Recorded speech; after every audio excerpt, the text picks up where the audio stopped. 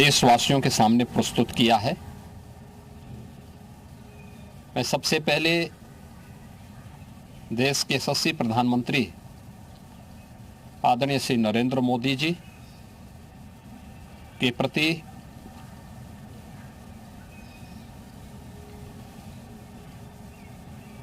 इस बजट को प्रस्तुत करने के लिए दिए गए मार्गदर्शन और उनके निर्णायक नेतृत्व के लिए हृदय से आभार व्यक्त करता हूं। मैं इस बजट को प्रस्तुत करने के लिए केंद्रीय वित्त मंत्री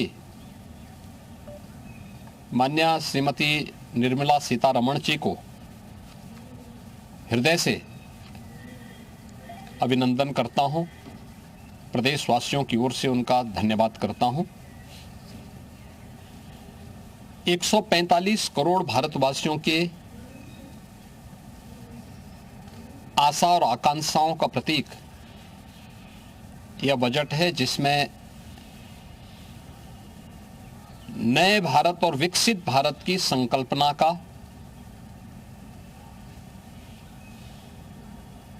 दृष्टि स्पष्ट दिखाई देती है।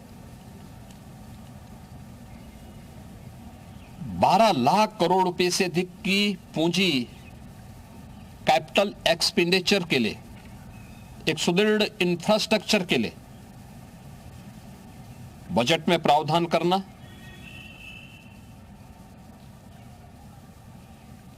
सात रेल कॉरिडोर के निर्माण के लिए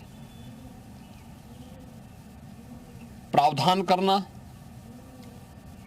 आयुष सेक्टर को विकसित करने के लिए और हेल्थ सेक्टर को मजबूती करने के साथ साथ आम नागरिक के लिए और खासतौर पर उसमें भी महिलाओं पर केंद्रित करते हुए उस पर जोर देना,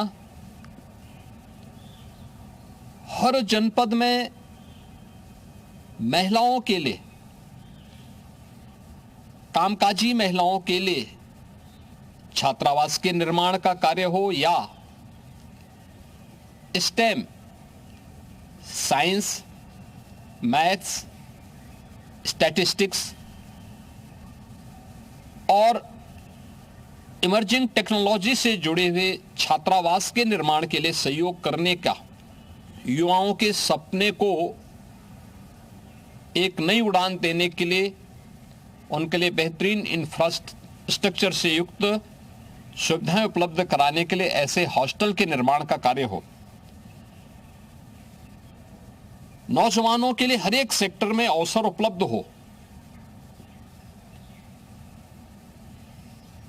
यह सबके साथ साथ जो व्यापक रिफॉर्म के साथ अलग अलग सेक्टर में रिफॉर्म को लेकर के जो बजट प्रस्तुत किया गया है, यह आम नागरिक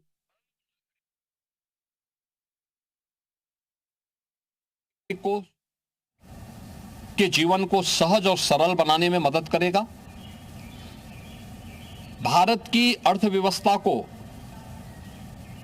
तेजी के साथ आगे बढ़ाने में यह बजट मददगार साबित होगा। युवाओं के लिए, महिलाओं के लिए, अन्नदाता किसानों के लिए, उद्यमियों के लिए, आम नागरिक के लिए भी ये नए अवसर को प्रदान करने वाला बजट है। मैं बजट के प्रावधानों का स्वागत करता हूं। आम नागरिक के लिए, जिसने बजट के लिए जो बड़ी आशा भरी निगाहों से जो व्यक्ति देख रहा था, खासतौर पर मध्यम वर्गीय परिवार, गत वर्ष देश ने जीएसटी रिफॉर्म को देखा है, आम नागरिक उसका लाभ लिया है। इनकम टैक्स एक्ट को अप्रैल से लागू करने की घोषणा, उसको सरलीकृत करने, हर व्यक्ति आसानी से अपने रिटर्न को भर सके, इस दिशा में उठाया गया कदम भी स्वागत योग्य है, जिससे अधिक से अधिक व्यक्ति इनकम टैक्स की तरफ आकर्षित होगा और इनकम टैक्स का अपना रिटर्न भरने के लिए आकर्षित होकर के प्रवर्तमान नेशनल बिल्डिंग के कार्यक्रम में वह भी अपना योगदान दे सके। इस दृष्टि से यह अत्यंत महत्वपूर्ण कदम है। मैं कह सकता हूं कि यह बजट समाज के प्रत्येक तबके को, युवा हो, महिलाएं हो, अन्नदाता किसान हो, उद्यमी हो, इन सबको ध्यान में रख करके बनाया गया नए भारत का, विकसित भारत की तरफ अग्रसर हो रहे भारत का एक स्थिर लेकिन तेज गति से बढ़ने वाली अर्थव्यवस्था के रूप में प्रस्तुत करने वाला एक बजट है। मैं इस बजट के सभी प्रावधानों का हृदय से स्वागत करता हूं। आदरणीय प्रधानमंत्री जी के प्रति आभार व्यक्त करता हूं। केंद्रीय वित्त मंत्री जी को इस